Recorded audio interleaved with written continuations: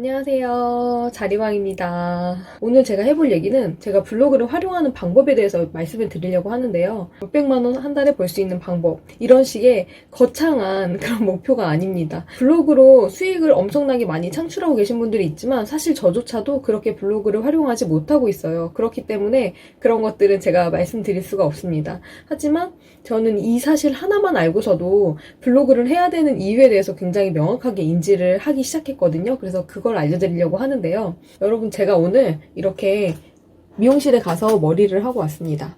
머리를 하고 왔는데 여자들이 지출 중에 가장 큰 부분을 차지하는 것이 저는 미용실이라고 생각을 해요. 저 같은 경우에도 미용실은 1년에 아무리 못 가도 한두 번 정도는 꼭 가야 되더라고요. 아마도 이렇게 길이가 길게 되면 또 이제 쇄골 라인을 기장으로 해서 이렇게 롱으로 보셔가지고 추가 비용까지 붙게 되죠. 갈 때마다 너무너무 부담이었어요. 그래서 어떻게 하면 이걸 줄일 수 있을까 해서 나름의 고민도 되게 많이 하고 쿠폰 같은 것을 구입해서 그랬는데도 항상 그 부담스러움에서 자유롭지는 못했던 것 같아요. 제가 블로그를 시작하고 블로그를 하고 나서 어느 정도 수준이 되었을 때 체험단을 막 해보기 시작했어요. 이것저것. 저는 주로 처음에는 음식점을 많이 공략을 해서 그런 것들을 방문하고 무료로 음식을 제공받았었는데요. 그 이후에 내가 가장 지출해서 되게 부담이 됐던 건 무엇이지라고 생각을 해봤더니 그게 바로 헤어였어요. 최소 여자들이 한 번 갔을 때 펌을 하려면 괜찮은 미용실이다 하면은 보통 10만원 중후반대는 돼야 되거든요. 10만원 아래도 진짜 찾기가 힘들고 그 정도면 진짜 저렴한 건데 10만원 중후반 정도 되는 금액 돈을 아낄 때 이것만큼은 어쩔 수 없이 비용으로 계속 나가더라고요. 헤어 체험단이 있다는 것을 제가 알게 되었어요. 예를 들어서 저희가 그 블로그에 글 하나, 포스팅 하나를 만든다고 했을 때 투여되는 시간이 뭐 2-3시간 정도가 만약에 공들여 썼을 때 그 정도 걸린다고 해요.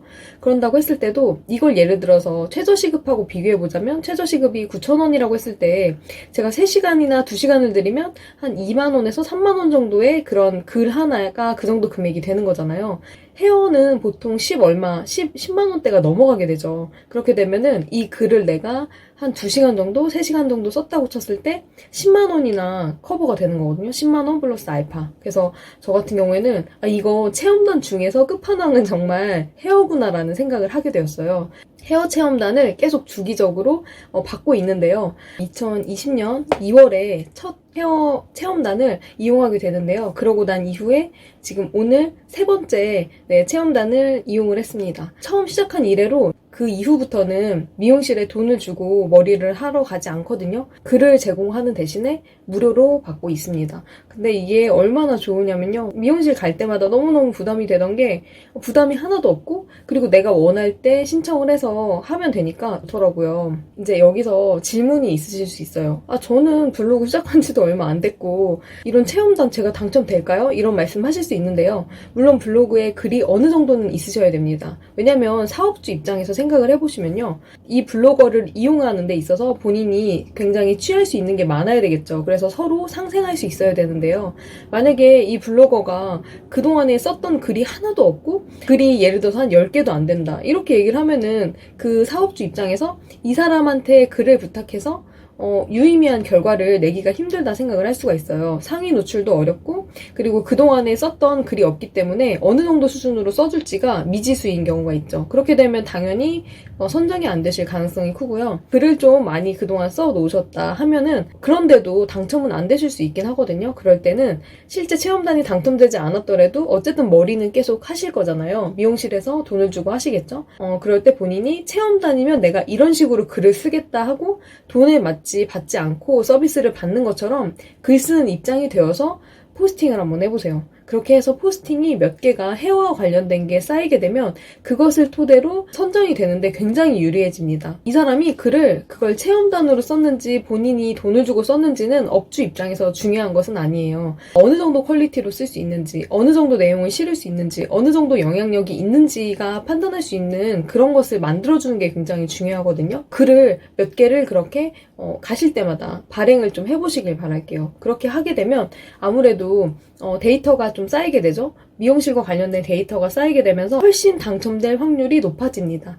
저 같은 경우에도 제가 체험단으로 다녀온 것은 이번이 세 번째이고, 그렇기 때문에 아직 이번에 다녀온 것은 포스팅을 하지 않았어요. 그러면 이제 글이 두 개가 있겠죠? 체험단에서 다녀온 거는 글이 두 개가 남아 있는데요.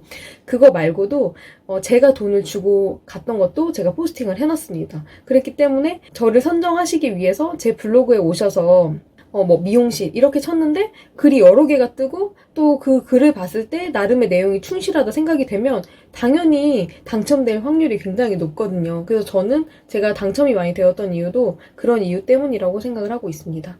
네. 그리고 미용실 같은 경우에는 아무래도 좀 서비스 비용이 비싸잖아요. 그렇기 때문에 업주들 입장에서 이렇게 그 얼굴이 나오는 그런 샷을 요구하시는 곳이 많습니다. 얼굴 공개하는 것을 고지해 놓은 곳에는 아무래도 경쟁률이 좀 많이 떨어지는 편이에요. 그래서 훨씬 유리하거든요. 근데 저는 이제 이미 블로그든 유튜브든 얼굴 공개를 많이 했기 때문에 그런 것에 부담이 없어서 경쟁률이 낮은 곳에 그렇게 지원을 해서 받아보았습니다. 이제 얼굴 공개가 좀 꺼려지신다 하시는 분들은 아무래도 지원을 하실 때 얼굴 공개를 꺼려 하시는 분들이 대부분이시기 때문에 경쟁률은 조금 더 높으실 수가 있어요. 그리고 체험단의 포인트는 돈을 내고 하는 그런 고객의 입장이 아니잖아요. 그렇기 때문에 업주의 그 의견을 최대한 반영하고 불편하시지 않게 오히려 저희가 배려하는 그런 마음이 좀 필요하다고 저는 생각합니다. 그 주의사항도 좀 있어요. 주의사항이 까다로운 것도 있고 좀 러프한 것도 있는데 어쨌든 그런 것들을 잘 숙지해서 진행하시는 것이 굉장히 중요하고요.